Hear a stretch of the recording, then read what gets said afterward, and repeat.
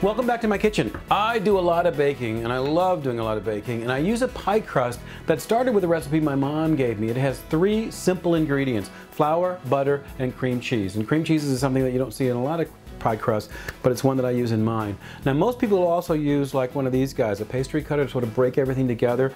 I don't do that. I use a food processor. It's really fast, it's efficient, and actually the crust I think tastes really good. So here's how we put it together. I put 1 1/4 cups of flour in my food processor.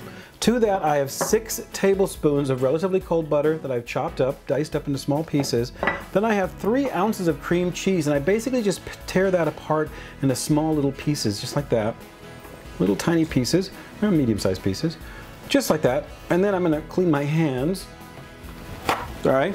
And then I'm going to put the top on this guy and just blend it up. And when it becomes a dough, it becomes a dough. We're done. Watch this.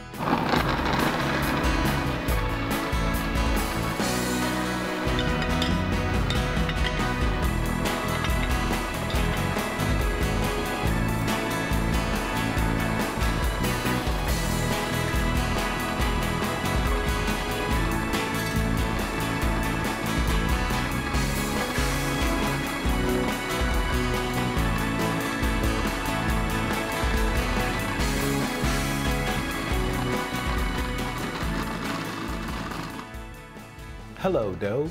That's it, right there. See how it all came together?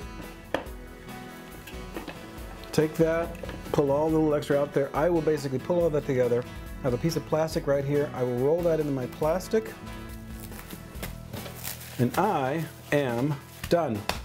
This will go into my refrigerator for about an hour till it's nice and chilled. Then it's good to go for a lot of different desserts. It's been an hour now, so my dough is a little chilled. It's perfect now to put on my pie crust. So what I'll do, I'll unwrap this guy.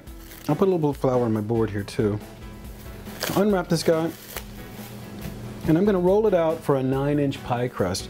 So I'll sort of spread it out a little bit first, and then I'll start rolling it out. And the thing about this dough is you can use this for a pie crust. You can also use it for a tart. It's really versatile dough, and I like using it for all those various things. And hopefully I'll share some of those recipes with you as well. Put a little more dough, a little flour here.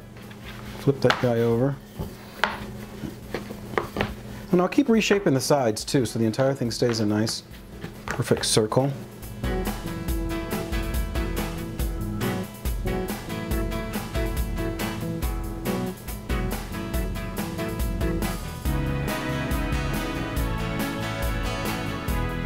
Perfect. Flatten it one more time. And then I'll just take this, lift it up, my pan in place, and I'll just set it down and put it as evenly as possible. Then what I'll do is I'll push it as flat as I can on the bottom. And you see you've got just enough hanging over on all the sides evenly. And what I'll do is I'll make all that about the same thickness all the way around the top. I'm not shaping it yet, I'm just sort of like getting it all together around the top edge. Like that.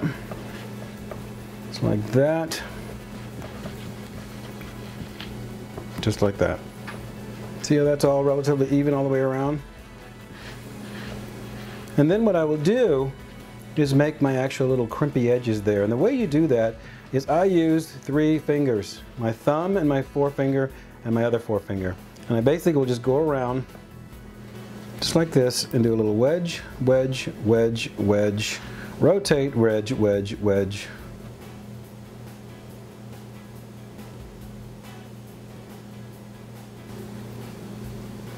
Perfect. See that? Nice and even.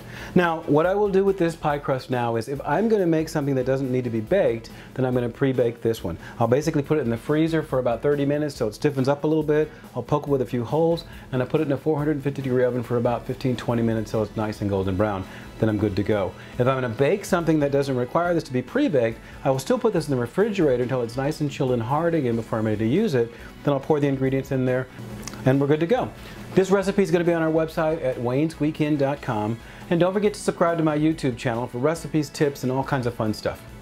We'll see you next time. Bye.